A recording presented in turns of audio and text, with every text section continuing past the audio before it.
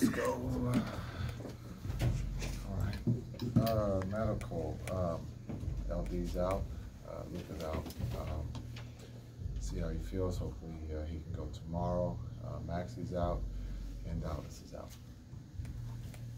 With Luka not playing tonight and said there's still some games, was that considered a setback after playing pickup yesterday, or was that more part of the process? No, I think the process, for him to play last night and then see how he felt.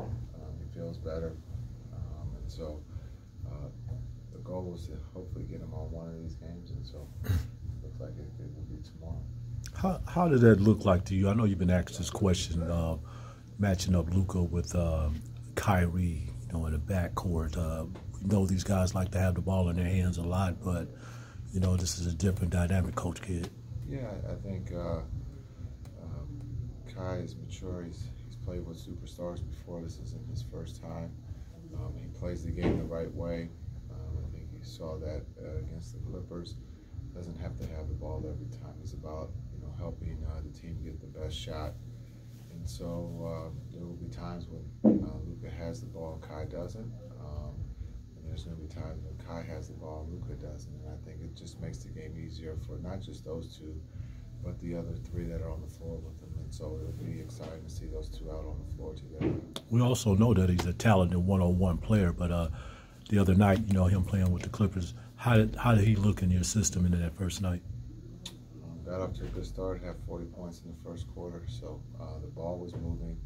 Again, just the gravity that he has on the floor, the attention that he on the cut, he can take two with you, so that will open up someone. And the one thing that we have to get a little bit better, the turnovers, but the intent was right. And so just understanding guys were trying to make plays for one another.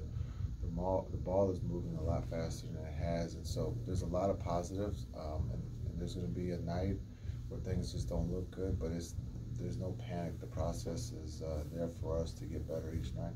How much can you and the coaching staff prep for what the offense will look like with Luka and Kyrie both out there, and how much just is dictated by actually getting them out there and seeing what works? Well, I think you're going to work backwards here in the sense of we got to get them on the floor, get some minutes, understanding where each guy likes the ball. But these are two guys that play to win, to find the open guy, and so we'll see. The double teams could be a little different now, less double teams with those two on the floor, so that's hopefully to our advantage. But I think it's going to take a little time. We got to get some minutes under our belt before we can tell you this is the way we're going to play. Jason, Nico said today that he's comfortable with Josh as the third ball handler on this roster. What have you seen from Josh that gives you confidence in him in that role? And when he is, I'm assuming he'll most time be on the floor with one or the other at least. What do you want out of him when he's that second ball handler on the court? Yeah, I think Josh has shown that he can play with Kai and LD, and so to have him on the floor as another playmaker. The one that's right behind him is Hardy, starting to show that he can do the same thing. So, but I think what Josh has shown from just last year, the growth of being able to play make, he's not afraid of the moment, understanding the playoffs are a little bit different than regular season. But you can see that he worked on his game, and his teammates trust him. In the Clipper game, Kai is telling him to bring the ball up, and I think that just shows the trust and maturity. One, that Kai has the trust for Josh as a new teammate, but also the maturity for Josh to be able to handle it against the Clippers. You trust Hardy? Yeah, yes, I do. He's a rookie. He's going to make some mistakes, but at the same time, he's playing aggressive. He's not scared of the moment, and that's why he's getting minutes out there. So the more minutes we can get, Hardy, it just helps with the future. Jason, what is the defensive mindset, approach, strategy, etc. tonight against the highest scoring offense in the league? Gotta get back. Transition is going to be key.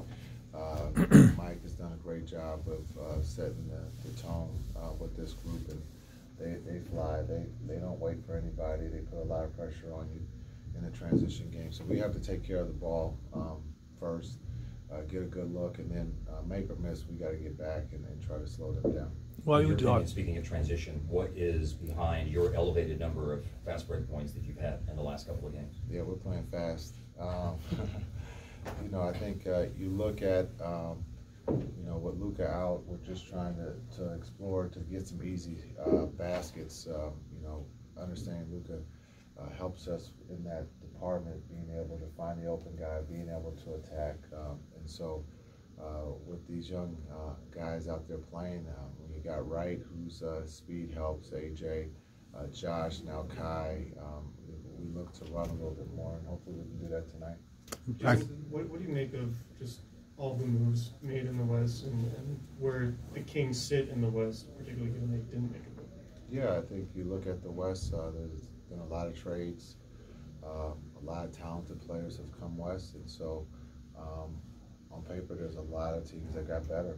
And so when you look at what Sacramento's done, Mike has done an incredible job of putting his group, they're third in the West. They play hard on a nightly basis. They're tough to beat. And so there's a lot of teams in the West. They're all, a lot of us are bunched up right now. So it'll be interesting from here on out to see how it shakes out. Jason, what I guess I was going to ask you that question about Sacramento, that they've pretty much since they've had De'Aaron Fox, they've been a really fast team. So obviously Mike is coaching the team now. What to you stands out as different this season for them as opposed to maybe last year, the few years before that? All right, you just look at the confidence. Mike's a great coach. He's been around a lot of superstars, a lot of great teams. We talk about, you know, San Antonio and Cleveland and Golden State. So just understanding he is speaking the truth, and that goes a long way for a coach to talk to a young team, and they believe what he's selling, and so you can see that with their record, but also the style of play. Speaking of the De'Aaron Fox, his first-time All-Star, just wanted to get your commentary, you know, from a coach's and a point guard perspective of what he's doing this season. Yeah, he's playing at a high level. When you look at the combination of Sabonis and Fox, it's one of the best in the league. But you can see the growth. He's putting in the work, and so you can see, again, last year I thought he was coming onto the scene to be one of the young and upcoming point guards, but now he's arrived. He's very confident, and he plays the game the right way.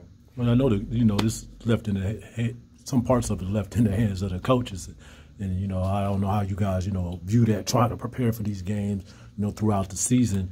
And of course, he didn't make that first round; he was just named to it, you know, by Adam Silver. What is your thought process, you know, going about, you know, picking what player that you think is the best, filling what position, such as De'Aaron's position at point guard?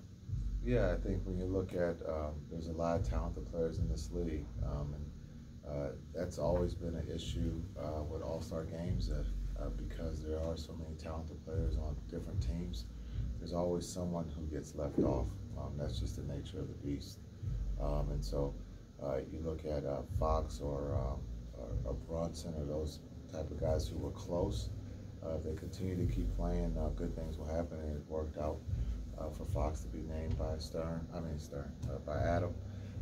And so when you look at, you know, but he's deserving, and sometimes you're deserving, but you don't get the reward. It just makes you that much hungry, or that where you're going to work even that much harder to make sure you don't come up short. One more question about how the new lineup will look and how it might work. Have you guys actually, like as a coaching staff, started working out a couple of new plays? Or do you think it's going to be more of a deal where you're using your same sets and then let those guys flow out of things naturally? Yeah, I think that we don't want to confuse everyone, and I think Kai's IQ and maturity to understand to keep most of the sets, but we will add one or two that he's played out of that the guys will be able to pick up. It won't be hard. LD understands all the offensive plays, so it won't be hard for him. But I think today was the first step, shoot around to get those two on the floor through the different offensive sets and defensive assignments, and then you know, hopefully L will be ready to go tomorrow so that we can see it live. Thank you, guys. Thanks, Coach. Thank you. Did you get a chance to thank Mike for the All-Star? No, I